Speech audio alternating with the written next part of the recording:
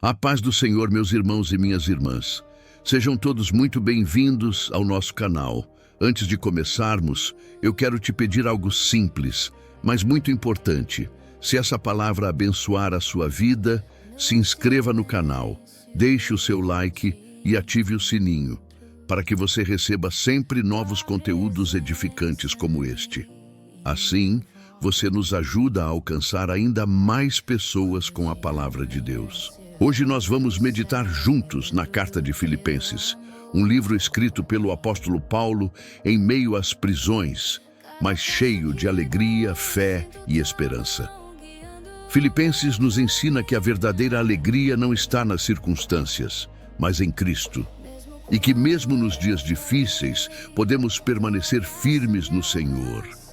Prepare o seu coração, aquiete a sua alma e permita que o Espírito Santo fale com você através dessa mensagem. Que esta palavra fortaleça a sua fé, renove a sua esperança e edifique a sua vida. Fique conosco, porque viver é Cristo e aquilo que Deus tem para falar hoje pode transformar a sua caminhada. Filipenses, capítulo 2. Identidade, serviço e graça. Paulo inicia a carta se apresentando não como apóstolo, mas como servo de Cristo, junto com Timóteo. Isso já revela o tom da carta, autoridade que nasce do serviço. Ele escreve à igreja de Filipos, incluindo líderes e diáconos, mostrando uma comunidade organizada e madura. A saudação não é apenas formal. Graça e paz são lembradas como dádivas que procedem diretamente de Deus Pai e do Senhor Jesus Cristo, fonte de toda a vida espiritual. 3:11. Uma igreja que gera alegria e frutos espirituais. Paulo declara que toda lembrança da igreja desperta gratidão. Sua relação com os filipenses não é fria nem distante, mas profundamente afetiva. Ele ora com alegria porque vê neles uma parceria viva no Evangelho, desde o início da fé até aquele momento. Paulo demonstra confiança absoluta de que Deus não abandona obras pela metade. Aquele que começou a transformação espiritual na vida deles levará essa obra até o fim. Em sua oração, Paulo pede que o amor deles cresça, não apenas em intensidade emocional, mas em maturidade, conhecimento e discernimento, para que vivam de maneira íntegra, cheios dos frutos da justiça que glorificam a Deus. 12:18. Quando Deus transforma prisões em púlpitos, Paulo revela que sua prisão não enfraqueceu o Evangelho, mas o fortaleceu. Sua condição se tornou conhecida entre autoridades e pessoas influentes, tornando Cristo visível em lugares onde talvez jamais seria anunciado. Além disso, outros irmãos foram encorajados a pregar com ousadia. Paulo reconhece que alguns anunciam Cristo com motivações erradas, movidos por inveja ou rivalidade. Mesmo assim, ele se alegra, pois entende que Deus pode usar até intenções imperfeitas para cumprir seus propósitos. Para Paulo, a centralidade não está no mensageiro, mas na mensagem. 19:26.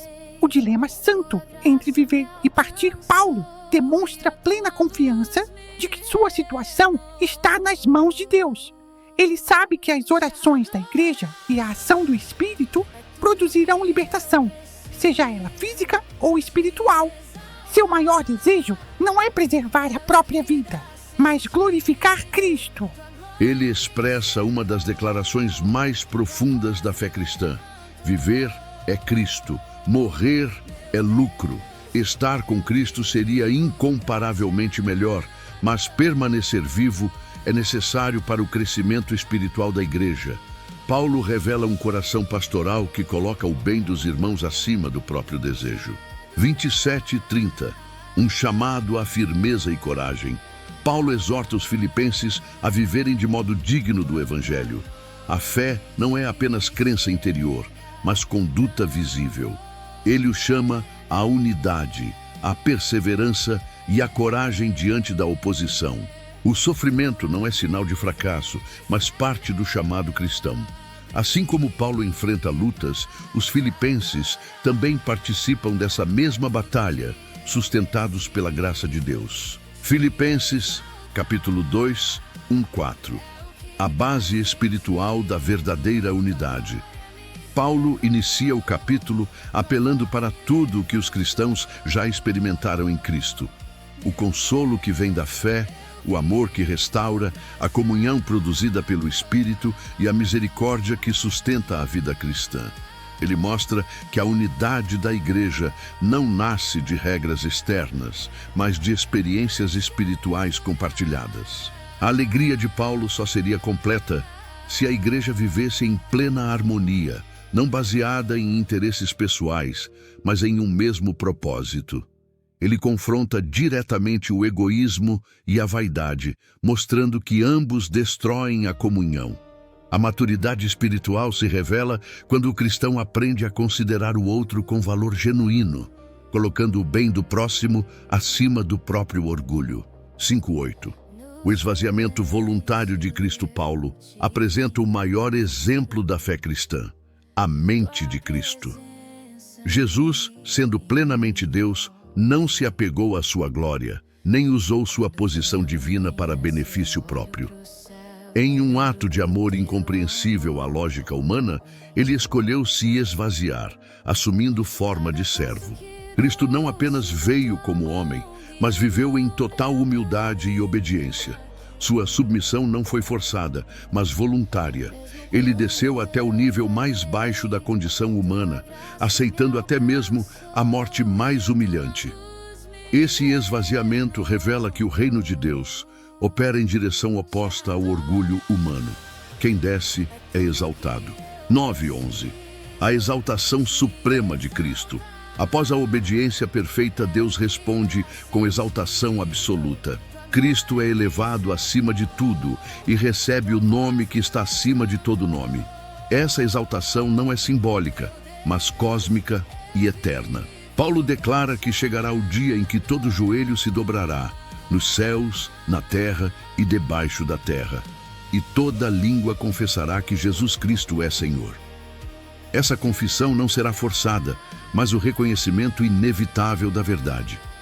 Tudo isso resulta na glória de Deus Pai, mostrando que a exaltação do Filho revela o plano eterno do Pai. 12:13. Uma fé que se desenvolve com reverência. Paulo exorta os filipenses a viverem a fé com responsabilidade espiritual. Ele os chama a desenvolverem sua salvação com temor e reverência. Não como quem tenta conquistar o favor de Deus, mas como quem responde à obra que Deus já iniciou. Ele esclarece que o esforço cristão não é independente da graça. Pelo contrário, é Deus quem opera dentro do coração humano, produzindo tanto o desejo quanto a capacidade de obedecer. A vida cristã é uma cooperação viva entre a ação divina e a resposta humana. 14:16. Brilhando em um mundo corrompido, Paulo orienta a igreja a viver sem murmurações e discussões inúteis, pois essas atitudes revelam imaturidade espiritual.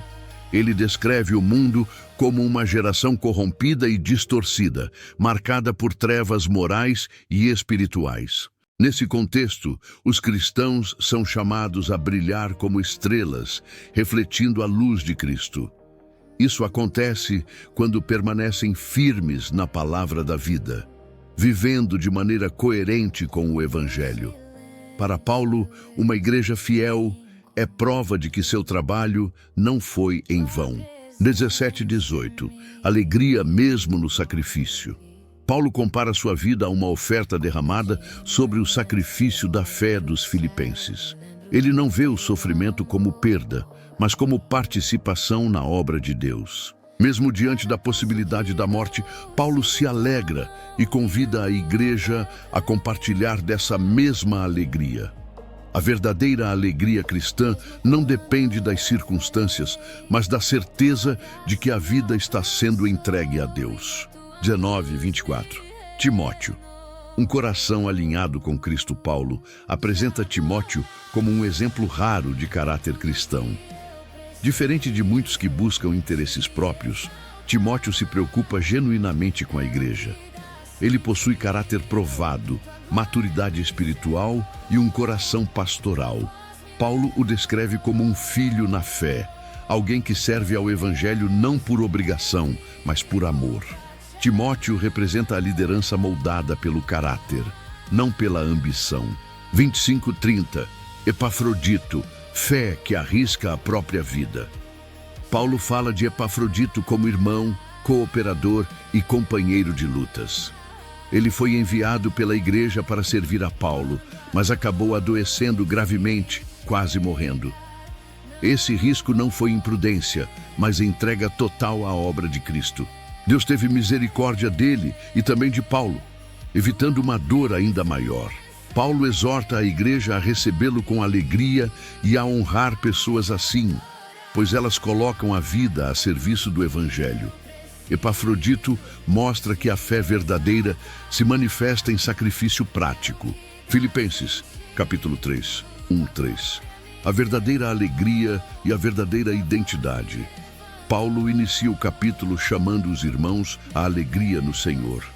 Essa alegria não é superficial nem emocional, mas espiritual e segura.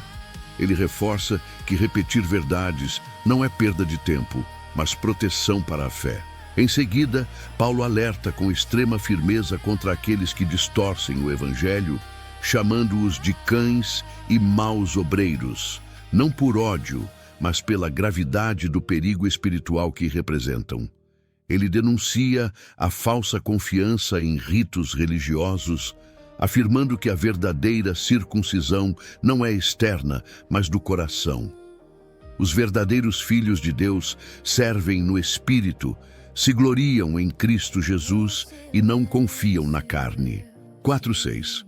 Um currículo religioso que não salva Paulo apresenta seu passado religioso como prova de que, se alguém pudesse se gloriar na carne, ele poderia fazê-lo com sobra.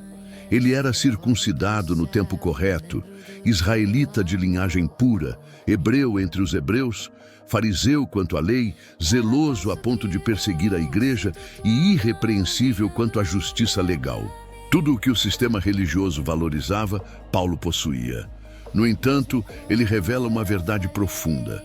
Nenhum desses títulos, méritos ou conquistas produziu vida eterna. O que parecia ganho era, na realidade, vazio diante de Deus. 7:9. A supremacia do conhecimento de Cristo. Paulo faz uma inversão radical de valores. Aquilo que antes era lucro, agora é considerado perda, por causa de Cristo. Ele vai além e declara que considera tudo como lixo, comparado à excelência do conhecimento de Jesus. Paulo não busca uma justiça baseada em esforço humano, mas a justiça que vem pela fé.